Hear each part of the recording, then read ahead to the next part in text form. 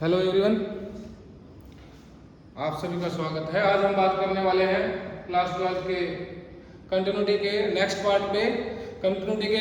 बारे में इंट्रोडक्शन हम कर चुके हैं लास्ट लेक्चर में भी। आज हम कंटिन्यूटी के कुछ और एग्जाम्पल्स करेंगे जो एग्जाम पॉइंट ऑफ व्यू से भी इम्पोर्टेंट है और आपके कंसेप्ट क्लेरिफिकेशन में भी बहुत काम आएंगे कि कंटिन्यूटी का आखिर रोल क्या है, किस तरीके से हम किसी फंक्शन को कंटिन्यूस प्रूव कर सकते हैं या किस तरीके से हम उसके पॉइंट ऑफ डिसकंटिन्यूटी को फाइंड आउट कर सकते हैं। जैसे हमारा फर्स्ट जो क्वेश्चन हम डिस्कस करने वाले हैं f of x equal to,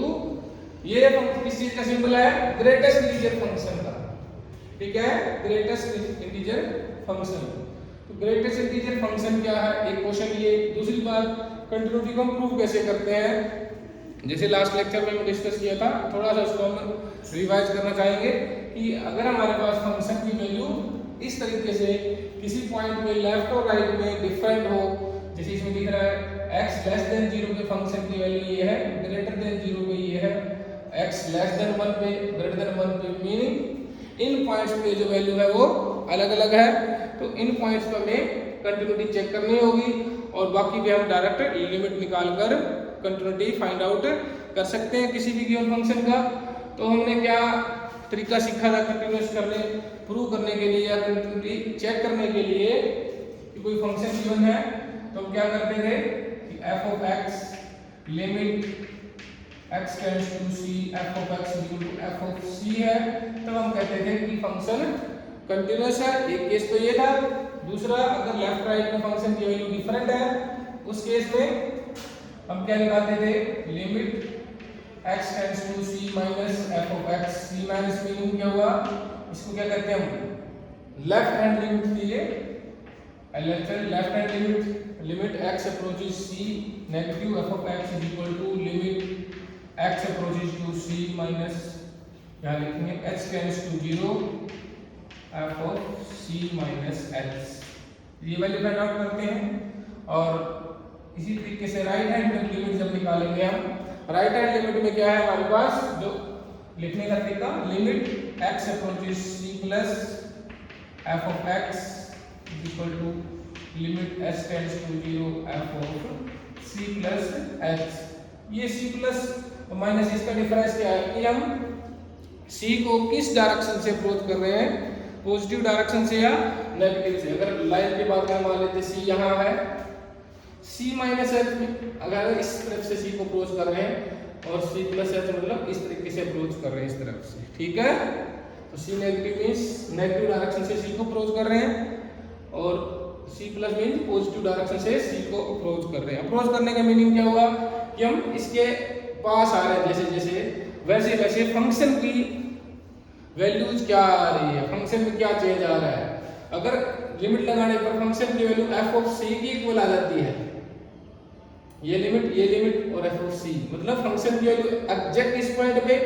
limiting positive side से नेगेटिव साइड से, नेगेटिव पॉजिटिव मान लो, चाहे इसके लेफ्ट और राइट मान लीजिए, लेफ्ट और राइट साइड से अप्रोच करते हो, अगर तीनों वैल्यू इक्वल आती है तब हम कहते थे कि फंक्शन जो हमारा कंटिन्यूअस है। तो एक सबसे पहले टिपिकल से एग्जांपल हमारे पास एक है ग्रेटेस्ट इंटीजर फंक्शन का। अब ग्रेटेस्ट इंटीजर फंक्शन क्या है, 11th क्लास में हम सबने पढ़ा है। ग्रेटेस्ट इंटीजर फंक्शन का नेचर क्या है, थोड़ा सा इसके बारे में जान लेना जरूरी है। जो फंक्शन है ग्रेटेस्ट इंटीजर इस तरीके से लिखा जाता है, इसकी वैल्यू क्या है,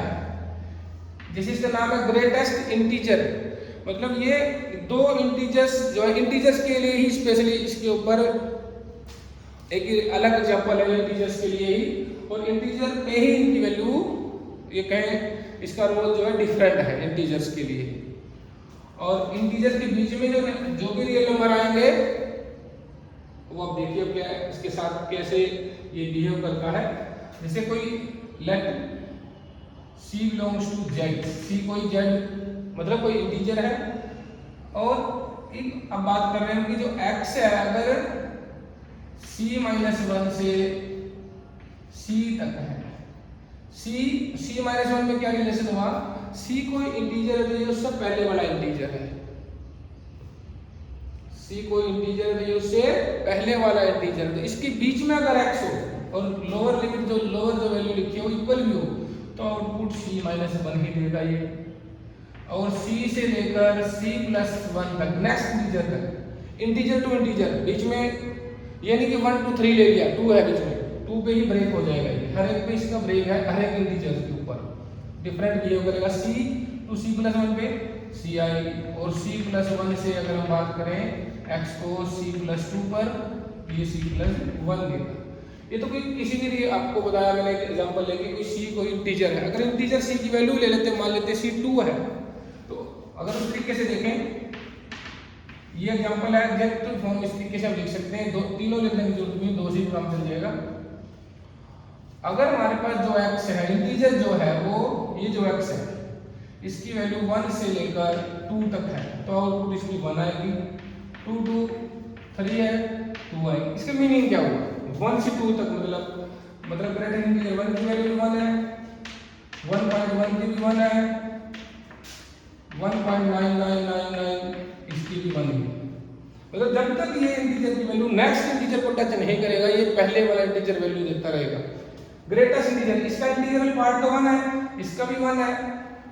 अगर हमारे पास आ गया 2.999, डायरेक्ट पता चल गया इसका आउटपुट क्या होगी,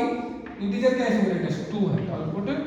2 आ जाएगी। तो यहाँ से हम डायरेक्ट एक तरीके से हम ये भी जान सकते हैं कि जो ग्रेटेस्ट इंटीजर फंक्शन है वो हर एक इंटीजर पे डिफरेंट बिहेव कर रहा है। जो भी इंटीजर लेंगे उसके लेफ्ट साइड में और राइट साइड में कैसा बिहेव कर रहा है, यहाँ से हम देख सकते हैं कि जो c है, मान लेते हैं c पॉइंट की बात करें हम, c के लेफ्ट साइड में वैल्यू जो आउटपुट जो आएगी इसकी ग्रेटेस्ट इंटीजर फंक्शन की, वो c माइनस 1 होगी। c से थोड़ा सा भी कम करेंगे, बिल्कुल माइनर भी कम करेंगे, तब भी आउटपुट इसकी c माइनस 1 होगी। और अगर c से थोड़ा सा भी एक्स्ट्रा हो जाता है तो आउटपुट c आएगी। यानी कि हर एक इंटीजर पे लेफ्ट और राइट साइड में हमारा जो ग्रेटेस्ट इंटीजर फंक्शन है वो डिफरेंट बिहेव कर रहा है। ठीक है, इट मींस क्या हुआ, हर एक इंटीजर पे ये कंटिन्यूअस नहीं होगा, क्योंकि लेफ्ट और राइट में इसकी लिमिट ही अलग आएगी। ठीक है, इसका ग्राफ भी आप लोग पहले ड्रा करना सीखा आपने 11th क्लास में। ग्राफ कैसे ड्रा होगा इसका, ग्राफ की बात करें तो ग्रेटेस्ट इंटीजर फंक्शन, जैसे 0 से 1 कहें तो जैसे इंटीजर जो भी होगा उसका जो बड़े वाला पहले वाला जो इंटीजर वो आउटपुट देगा 0 से 1, और हमें पता है कि 1 इंक्लूड नहीं है, 0 इंक्लूड हो गया, ये 1 है, अगर यहाँ पे ये 1 की तरफ ओपन रहेगा, 0 से 1 में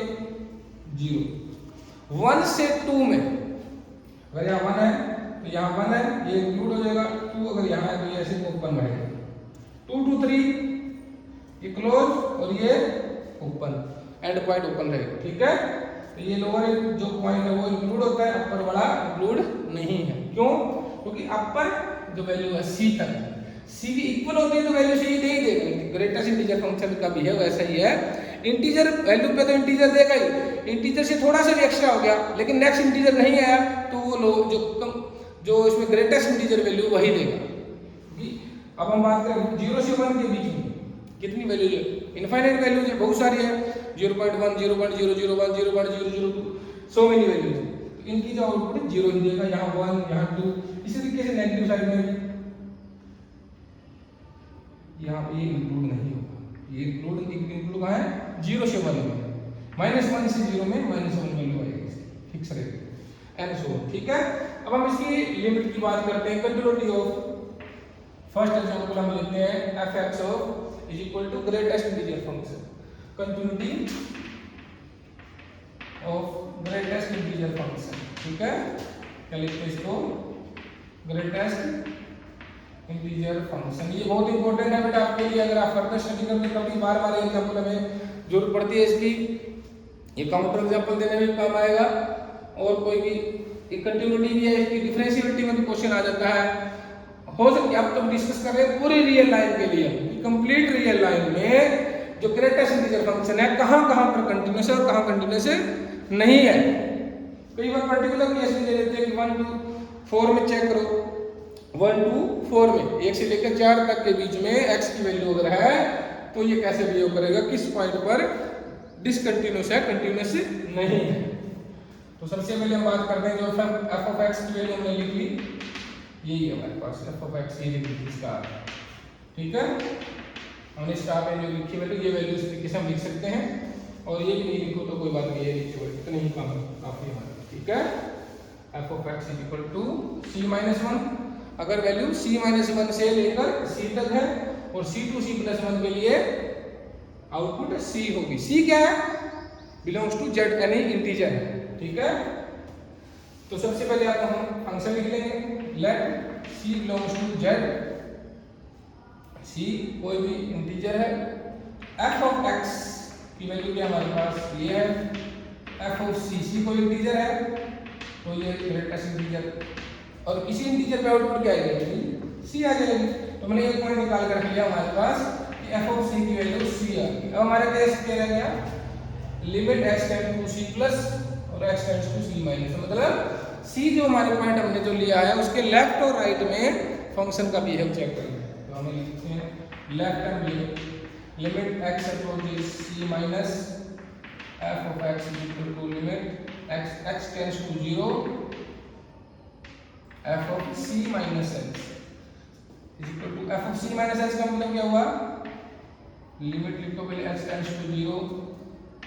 C minus x। अब हम पता है कि ग्रेटेस्ट इंटीजर फंक्शन है, C में से थोड़ा सा भी कम करेंगे, C से थोड़ा सा कुछ भी लेस हुआ तो आउटपुट आ जाएगा यहाँ से C minus 1। अब ये लिमिट x टेंड्स टू 0 लगाओगे तो यहाँ h है ही नहीं तो वैल्यू आउटपुट C minus 1 आ जाती है। इसी तरीके से राइट हैंड लिमिट निकालेंगे तो limit x tends to C plus is equal to, अब यहाँ पर x आएगा, limit x tends to 0 f of C plus h is equal to limit x tends to 0 C plus h। Greatest integer में put कर दी तो function की तस्वीर में सोचा यार ये किसकी वैल्यू है, f ऑफ x। ठीक है, ये f ऑफ x की वैल्यू है, यहाँ C प्लस h लिखेंगे, यहाँ C प्लस h लिखेंगे, इसके आउटपुट कौन सी आएंगे जैसे जो C से ग्रेटर है वो है C, तो आउटपुट क्या देंगे इसकी C। हम देख रहे हैं कि left hand limit right hand limit क्या क्या आ रही है, C-1 और C आ रही है, यहाँ से कह सकते हैं left hand limit not equal to right hand limit. This implies greatest integers function is not continuous for all C belongs to Z। Meaning क्या हुआ, C क्या था हमारे पास, इंटीजर था, Z केस कोई भी C लेंगे उस पे इंटीजर, ये जो हमारा कंटिन्यूअस नहीं है। और हम जो डिस्कस करने जा रहे थे डिसकंटिन्यूटी या कंटिन्यूटी की, वो हम बात कर रहे थे रियल नंबर के लिए। तो इसका मतलब हम कह सकते हैं अगर ओवरऑल में कहना हो तो जो फंक्शन है therefore f of x is continuous for all real numbers except इनको छोड़कर इंटीजर्स, सारे इंटीजर्स को छोड़ दें तो बाकी सभी में ये क्या है, कंटिन्यूअस है। अगर इसको हम लिखना चाहे ऐसे लिख सकते हैं 0 से 1 ओपन, 1 से 2 union, union 2 to 3, union 3 to 4, union dash dash, इसी तरीके से -1 से 0 यूनियन डैश डैश, मतलब इस तरीके से सभी इंटरवल्स के अंदर ये रियल नंबर है। तो बीच में 0 पे नहीं है, 1 पे नहीं है, 2 पे नहीं है, 3 पे नहीं है, लेकिन इनके बीच में है। तो इन सभी इंटरवल्स में ये फंक्शन जो हमारा कंटिन्यूअस है, या कह सकते हैं f(x) is continuous for all real numbers except integers, integers को छोड़कर बाकी सभी वैल्यूज पर जो हमारा ग्रेटेस्ट इंटीजर फंक्शन है वो है कंटिन्यूअस है। नेक्स्ट हमारे पास सेकंड क्या है, f(x) की वैल्यू दे रखी है हमारे पास। एक ऐसे क्वेश्चन हमने पहले किए हैं, लास्ट लेक्चर में भी हमने डिस्कस किए थे। अब इसमें क्या करना है, इसको भी हमें चेक, इसकी भी कंटिन्यूटी डिस्कस करनी है।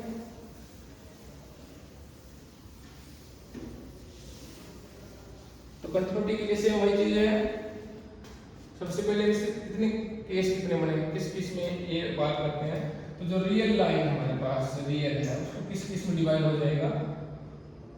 x लेस देन 0 के लिए अलग वैल्यू है, 0 से 1 पे अलग है, 1 से ग्रेटर पे अलग है, यानी कि -∞ to 0, यूनियन 0 पे हमें चेक करना होगा, यूनियन फिर 0 to 1 पर अलग है, यूनियन 1 पे डिस्कस करना होगा, यूनियन 1 to 1 अलग वैल्यू। ठीक है। अब देखो इस पार्ट में, इस पार्ट में, इस पार्ट इंटरवल वाले में जो हमारे पास वैल्यूज फंक्शन की फिक्स है, क्या वैल्यूज है,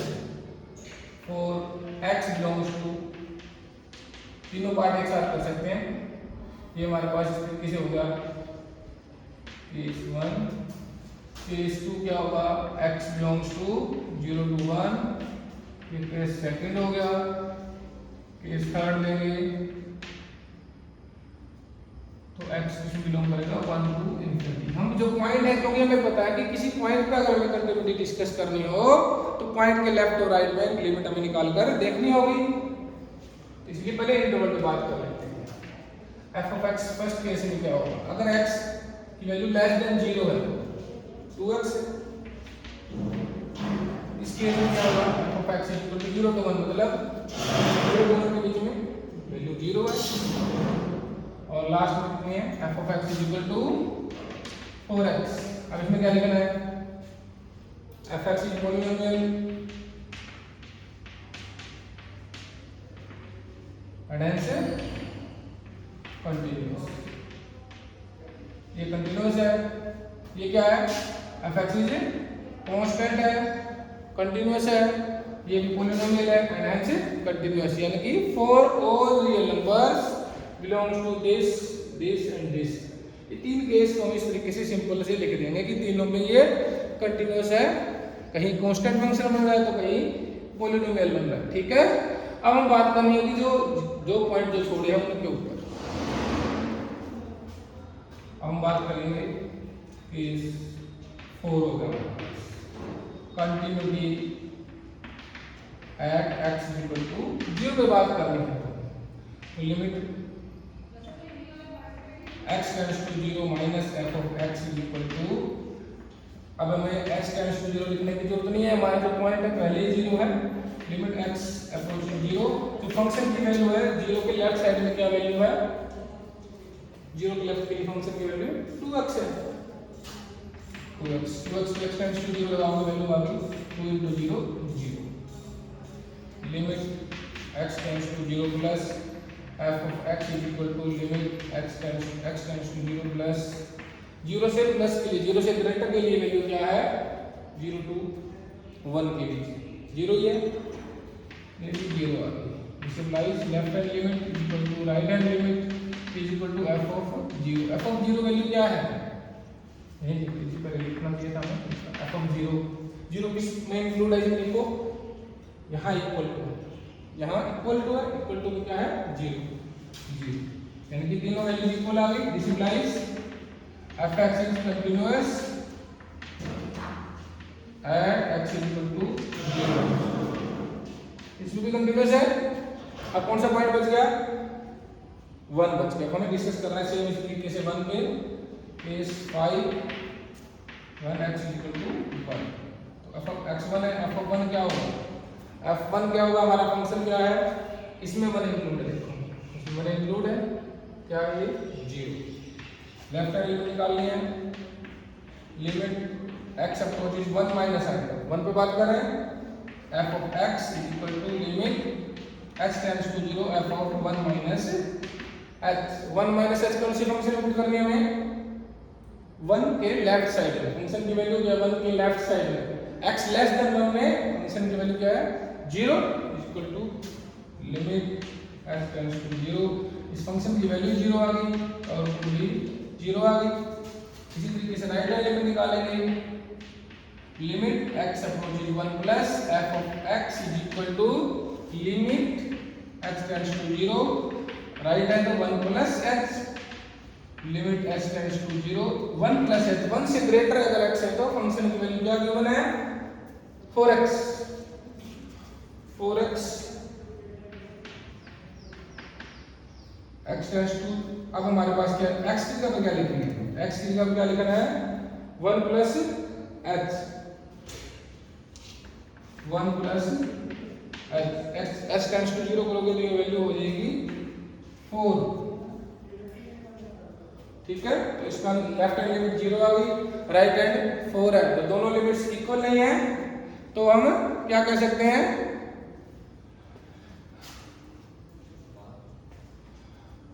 लेफ्ट और राइट लिमिट दोनों इक्वल नहीं है तो हम क्या कहेंगे कि फंक्शन कंटिन्यूअस नहीं है, किस पर,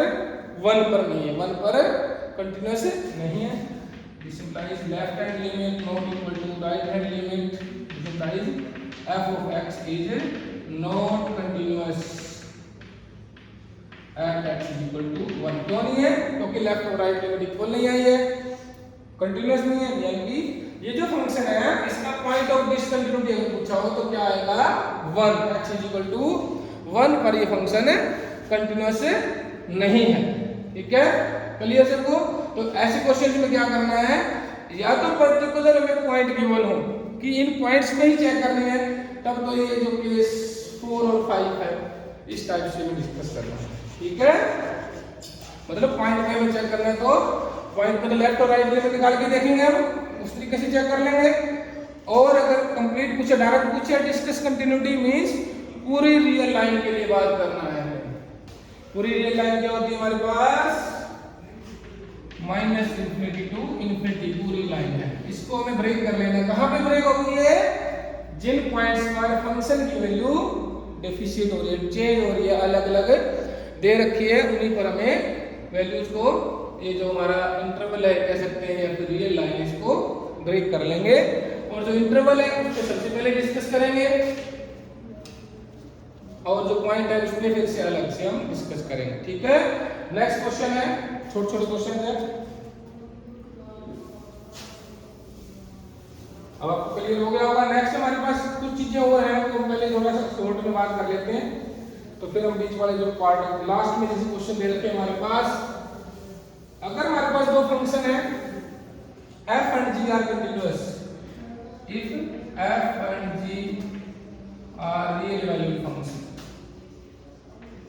दो फंक्शन है ये and continuous at x equal to c, अगर x equal to c पर कंटिन्यूअस है दोनों function, then f plus g हो, चाहे f माइनस g हो, चाहे f डॉट g हो, मल्टीप्लाई हो, चाहे f ओवर g हो, इसमें कंडीशन है कि g नॉट इक्वल टू 0 होना चाहिए, तो ये सारे भी कंटिन्यूअस होंगे, ये ध्यान रखना है। ठीक है, तो इसमें एग्जांपल ये छोटा सा लास्ट में लिखा है मैंने, sin x plus cos x या sin x minus cos x हो, sin x into cos x हो या sin x by cos x हो, ये सारे कंटिन्यूअस होंगे फॉर ऑल x, लेकिन कंडीशन एक जगह पे आएगी, इस जगह, यानी कि since sin x trigonometry function है, कंटिन्यूअस है, cos x कंटिन्यूअस है, तो sin plus cos, sin minus cos, sin x cos x multiply और sin बाय cos, ये भी कंटिन्यूअस है, लेकिन डिवाइड वाले में क्या रिलेशन आएगा कि sin x by cos x continuous होगा, एक्सेप्ट कौन से पॉइंट को छोड़ेगा जहां पर except x for which cos x is equal to 0, cos x जहां पर 0 होगा उस पॉइंट्स को हमें छोड़ना होगा। x की वैल्यू क्या होगी तो cos 0 होता है odd multiple of pi by 2, pi by 2 के ओड मल्टीपल पर cos 0 बनता है, cos 90 पे, फिर 90 के बाद 270 पे, फिर आगे फिर 90 ऐड करो, इस तरीके से सॉरी 180 ऐड करेंगे, ग्राफ का इस पॉइंट और इस पॉइंट पर cos 0 होता है 90 270, फिर दोबारा यहाँ फिर यहाँ लोडिंग फंक्शन है, इन पॉइंट्स पर ये इसको लिख सकते हैं x is equal to odd number कैसे लिखते हैं 2 1 plus 1 is 5 by 2 n belongs to z, तो odd multiple of pi by 2 को छोड़कर, ठीक है, अब ये लिख सकते हैं ये कंटिन्यूअस है for all x not equal to this, इसमें भी कंटिन्यूअस हो जाएगा। तो ये ऐसे कोई क्वेश्चन हो वो इस तरीके से हम सिंपलीफाई लिख सकते हैं। सिंपल ये लिखना fx ये है, gx ये है, ये कंटिन्यूअस है फॉर ऑल, ये भी कंटिन्यूअस है, उनका सम मल्टीप्लाई एंड डिफरेंस कंटिन्यूअस होगा। और जब हम डिवाइड की बात करेंगे, इसका रेशनल फंक्शन बनाएंगे, तो हमें ध्यान रखना है कि जो डिनोमिनेटर है वो 0 नहीं होना चाहिए, किसी पॉइंट पर अगर 0 होता है तो उसको हमारे जहां जिस इंटरवल में हम कंटिन्यूटी बाहर करें उससे बाहर करना होगा। ठीक है, तुम्हारे क्वेश्चन कौन से बच गए हैं, 3rd 4, इसमें क्या है sin x over x, x plus 1, x less than 0, x greater than equal to 0, अब हमें इस पे कंटिन्यूटी चेक करनी है। अब हम बात करें, अब हमें x less than 0 minus infinity to 0 union 0 to infinity. अब इन दोनों न्यूमरेटर में आप खुद कर सकते हो सेट, ये फंक्शन है, ये कंटिन्यूअस है, क्योंकि अब हमने बात की थी f बाय g इस तरीके से sin x ओवर x है, sin x कंटिन्यूअस है for all real, x less than 0 हो तो जो x है वो भी एक पॉलिनोमियल है, कंटिन्यूअस होगा, ये तो फॉर ऑल रियल के लिए कंटिन्यूअस होता है। अभी जैसे कि हमने f ओवर g कंटिन्यूअस है, x डिनोमिनेटर को 0 नहीं होना चाहिए, इसका डिनोमिनेटर x है, वो 0 होगा ही नहीं क्योंकि x की वैल्यू लेस देन 0 है। इस फर्स्ट केस के लिए हमारा जो फंक्शन होता है sin x बाय x है, ये कंटिन्यूअस हो जाएगा। अभी जो हमने प्रॉपर्टी की उसी से, ठीक है, क्योंकि जो x है वो नॉट इक्वल टू 0 ऑलरेडी है, क्योंकि x जो बिलोंग करता है वो माइनस इनफिनिटी टू 0 कर रहा है, 0 इंक्लूड है ही नहीं, ओपन इंटरवल है, तो ये कंटिन्यूअस हो गया। x greater than 0, 0 to infinity में फंक्शन की वैल्यू क्या है, x प्लस 1 है, पॉलिनोमियल है एंड हेंस कंटिन्यूअस। अब हम केस रह गया हमारे पास 0 पे डिस्कस करने के लिए, ये 0 के लिए f ऑफ 0 में निकाल लेंगे, f0 कौन से पुट कर रहे हैं, 0 किसमें इंक्लूड है, x प्लस 1 वैल्यू है, ये हो जाएगी 1। तो लेफ्ट हैंड लिमिट निकालेंगे, limit x tends to 0 minus f of x is equal to limit x tends to 0 sin x over x। क्या आउटपुट आएगी sin x over x tends to 0 पर, ये हमने लिमिट वाला चैप्टर 11 में पढ़ा है, क्या वैल्यू आएगी 1 इज इक्वल टू 1 आ गई। Right hand limit x tends to 0 plus f of x is equal to 0 plus minus सिर्फ इंडिकेशन के लिए है। यहाँ फंक्शन कौन सा लेंगे 0 के राइट साइड में, x प्लस 1 वैल्यू क्या आ जाएगी इसकी 1। This implies left hand limit equal to right hand limit equal to f of 0। This implies f is continuous for all x belongs to r, सभी रियल नंबर के लिए ये जो फंक्शन है कंटिन्यूअस है। जो फोर्थ पार्ट है इसमें देख रहे हैं अननोन दे रखा है, ऐसे क्वेश्चन भी आते हैं हमारे पास जहां पर में कोई अननोन वैल्यू दे रखी है, इसमें क्या करना है, इस लैम्डा को हमें फाइंड आउट करना है। किसी क्वेश्चन में एक वैल्यू दे रखी है, किसी में 2 a b c ऐसे दे रखे हैं, अननोन दे रखे होते हैं। गिवन क्या है कि given function is continuous at any point, किसी पॉइंट पे इसको कंटीन्यूअस दे रखा होता है और हमें ये चेक करना होता है कि ये अगर कंटीन्यूअस है तो इसकी वैल्यू क्या आएगी। ठीक है, इसमें हमें ये डिस्कस करना है कि for what value of lambda given function is continuous. अगर हमें ये पूछा हो for what value of lambda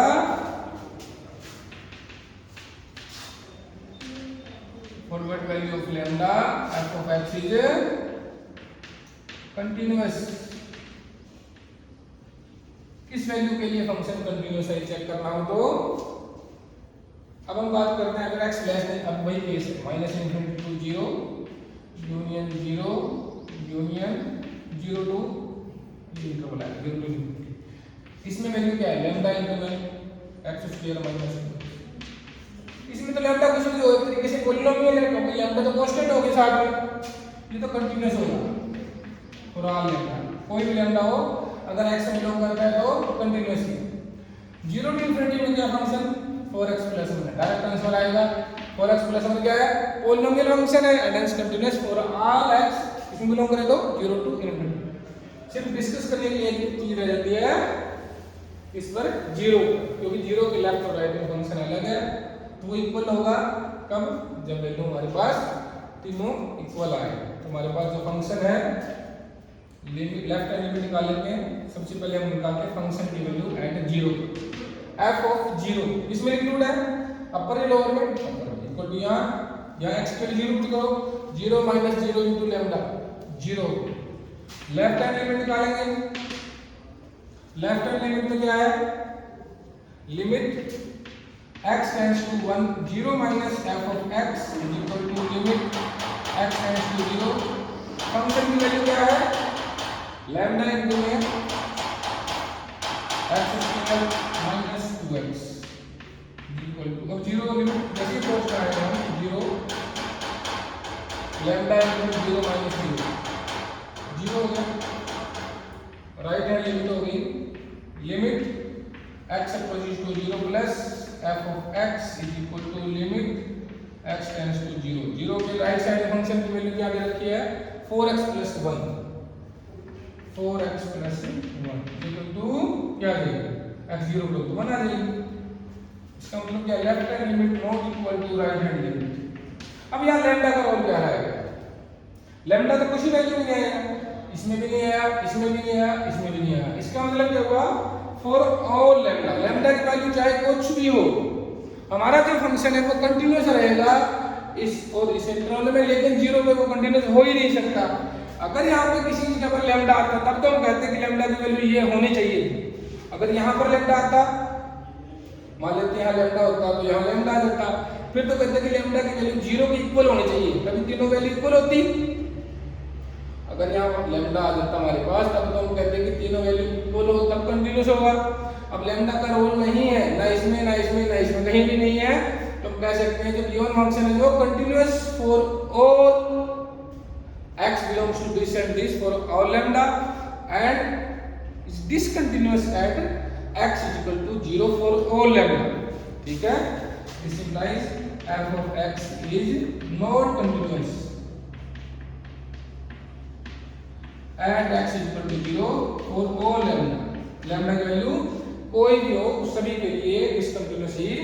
रहेगा। तो इस तरीके से आप क्वेश्चंस इनको कर सकते हैं। कुछ और क्वेश्चंस भी होंगे जिसमें आपको दे रखा होगा कि इस तरीके से फंक्शन दे रखा है या इंटरवल है, गिवन है कि फंक्शन कंटिन्यूअस है, आपको चेक करना है उसकी वैल्यू क्या है जिसके लिए वो कंटिन्यूअस है, तो आपको क्या करना है लेफ्ट हैंड लिमिट निकालनी है, राइट हैंड लिमिट निकालनी है, फंक्शन की वैल्यू जिस पॉइंट पे कंटिन्यूअस है उस पे निकालनी है, तीनों को इक्वल पुट करके वो जो इक्वेशंस आएगी उसको सोल्व करके अननोन की वैल्यू फाइंड आउट करनी है। ऐसे क्वेश्चन एग्जाम में आते रहे हैं, तो ये आप कोशिश कीजिए, अपने पास जो भी बुक है उसमें क्वेश्चंस दे रखे हैं कि given function is continuous at any particular point then find unknown a b c x y z के जो भी वैल्यू दे रखी है उसकी वैल्यू निकालनी आती है। तो क्या एक ही काम है, जिस पॉइंट पे कंटिन्यूअस दे रखे हैं उस पॉइंट के ऊपर वैल्यू, उसके लेफ्ट हैंड लिमिट, उसकी राइट हैंड लिमिट, जो भी आती निकाल लीजिए, लेफ्ट हैंड को इसके इक्वल राइट हैंड के इक्वल पुट करके दो इक्वेशन होगी, जितने भी अननोन है वो फाइंड आउट हो जाएंगे। अगर दो अननोन है दो इक्वेशन चाहिए, तीन अननोन है तीन चाहिए सोल्व करने के लिए, ठीक है। Thank you.